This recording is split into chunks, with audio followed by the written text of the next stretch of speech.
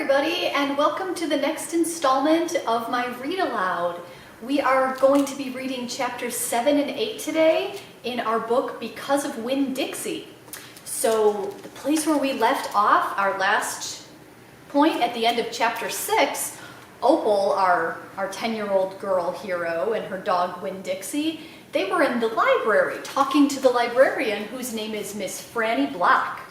So that's where chapter 7 begins. Here we go. Back when Florida was wild, when it consisted of nothing but palmetto trees and mosquitoes so big they could fly away with you, Miss Franny Black started in, and I was just a little girl no bigger than you, my father, Herman W. Black, told me that I could have anything I wanted for my birthday, anything at all. Miss Franny looked around the library. She leaned in close to me. I don't want to appear prideful, she said, but my daddy was a very rich man, a very rich man. She nodded and then leaned back and said, and when I was a little girl, I loved to read. So I told him, I said, Daddy, I would most certainly love to have a library for my birthday. A small little library would be wonderful. You asked for a whole library? A small one, Miss Franny nodded. I wanted a little house full of nothing but books, and I wanted to share them too. And I got my wish. My father built me this house, the very one we are sitting in now. And at a very young age, I became a librarian. Yes, ma'am. What about the bear? I said. Did I mention that Florida was wild in those days? Miss Franny Black said. Uh-huh, you did. It was wild. There were wild men and wild women and wild animals. Like bears. Yes, ma'am, that's right. Now, I have to tell you, I was a little Miss Know-It-All. I was a Miss Smarty Pants with my library full of books. Oh, yes, ma'am, I thought I knew the answers to everything. Well, one hot Thursday, I was sitting in my library with all the doors and windows open and my nose stuck in a book when a shadow crossed the desk. And without even looking up, yes, ma'am, without even looking up, I said, is there a book I can help you find? Well, there was no answer. And I thought it might have been a wild man or a wild woman, scared of all these books and afraid to speak up. But then I became aware of a very peculiar smell, a very strong smell. I raised my eyes slowly, and standing right in front of me was a bear. Yes, ma'am, a very large bear. How big? I asked. Oh, well, said Miss Franny, perhaps 3 times the size of your dog. Then what happened? I asked her. Well, said Miss Franny, I looked at him and he looked at me. He put his big nose up in the air and sniffed as if he was trying to decide if a little Miss Know-It-All librarian was what he was in the mood to eat. And I sat there, and then I thought, well, if this bear intends to eat me, I am not going to let it happen without a fight. No, ma'am. So very slowly and very carefully, I raised up the book I was reading. What book was that? I asked. Why, it was War and Peace, a very large book. I raised it up slowly, and then I aimed it carefully, and I threw it right at that bear and screamed, "Be gone!" And do you know what? No, ma'am, I said. He went. But this is what I will never forget. He took the book with him. Nuh-uh, I said. Yes, ma'am, said Miss Franny. He snatched it up and ran. Did he come back? I asked. No, I never saw him again. Well, the men in town used to tease me about it. They used to say, Miss Franny, we saw that bear of yours out in the woods today. He was reading that book and he said it sure was good and would it be all right if he kept it for just another week? Yes, ma'am, they did tease me about it. She sighed. I imagine I'm the only one left from those days. I imagine I'm the only one that even recalls that bear. All my friends, everyone I knew when I was young, they are all dead and gone. She sighed again. She looked sad and old and wrinkled. It was the same way I felt sometimes, being friendless in a new town and not having a mama to comfort me. I sighed too. Winn-Dixie raised his head off his paws and looked back and forth between me and Miss Franny. He sat up then and showed Miss Franny his teeth. Well, now look at that, she said. That dog is smiling at me. It's a talent of his, I told her. It is a fine talent, Miss Franny said. A very fine talent. And she smiled back at Winn-Dixie. We could be friends, I said to Miss Franny. I mean, you and me and Winn-Dixie, we could all be friends. Miss Franny smiled even bigger. "Why, that would be grand," she said, "just grand." And right at that moment, right when the three of us had decided to be friends, who should come marching into the Herman W. Block Memorial Library but old pinch-faced Amanda Wilkinson. She walked right up to Miss Franny's desk and said, "I finished Johnny Tremaine and I enjoyed it very much. I would like something even more difficult to read now because I am an advanced reader." "Yes, dear, I know," said Miss Franny. She got up out of her chair.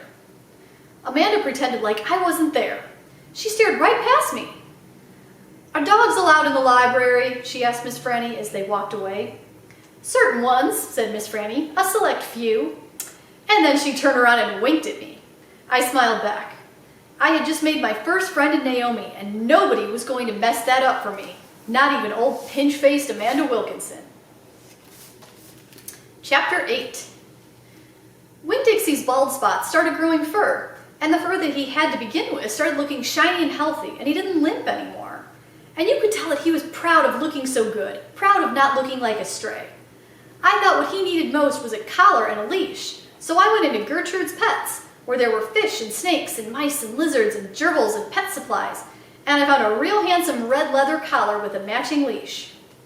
Winn-Dixie was not allowed to come inside the store. There was a big sign on the door that said, "No dogs allowed." So I held the collar and the leash up to the window, and Winn-Dixie, who was standing on the other side of the window, pulled up his lip and showed me his teeth and sneezed and wagged his tail something furious, so I knew he absolutely loved that leash and collar combination. But it was very expensive. I decided to explain my situation to the man behind the counter. I said, "I don't get a big enough allowance to afford something this fancy, but I love this collar and leash, and so does my dog, and I was thinking that maybe you could set me up on an installment plan." "Installment plan?" said the man. "Gertrude!" somebody screamed in a real irritating voice. I looked around. It was a parrot. She was sitting on top of one of the fish tanks, looking right at me. "An installment plan," I said, ignoring the parrot. "You know, where I promise to give you my allowance every week, and you give me that leash and collar now." "I don't think I can do that," said the man. He shook his head. "No, owner, she wouldn't like that." He looked down at the counter. He wouldn't look at me. He had thick black hair, and it was slicked back like Elvis Presley's. He had on a name tag that said Otis. "Or I could work for you," I said.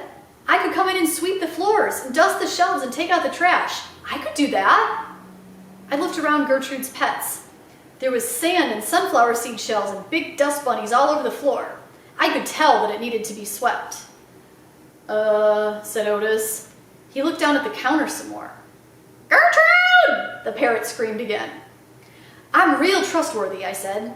"I'm new in town, but my daddy is a preacher. He's the preacher at the Open Arms Baptist Church of Naomi, so I'm real honest. But the only thing is, Winn-Dixie, my dog, he would have to come inside with me because if we get separated for too long, he starts to howl something terrible." "Gertrude doesn't like dogs," said Otis. "Is she the owner?" I asked. "Yes, no, he finally looked up. He pointed at the fish tank. "That Gertrude, the parrot. I named her after the owner." "Gertrude's a pretty bird!" screamed Gertrude. "She might like Winn-Dixie," I told Otis. "Almost everybody does. Maybe he could come inside and meet her, and if the two of them get along, then could I have the job?" "Maybe," Otis mumbled. He looked down at the counter again. So I went and opened the door, and Winn-Dixie came trotting on inside the store. "Dog!" screamed Gertrude. "I know it," Otis told her. And then Gertrude got real quiet. She sat on the top of the fish tank and cocked her head from one side to the other, looking at Winn-Dixie. And Winn-Dixie stood and stared back at her. He didn't hardly move. He didn't wag his tail, he didn't smile, he didn't sneeze. He just stared at Gertrude and she stared at him.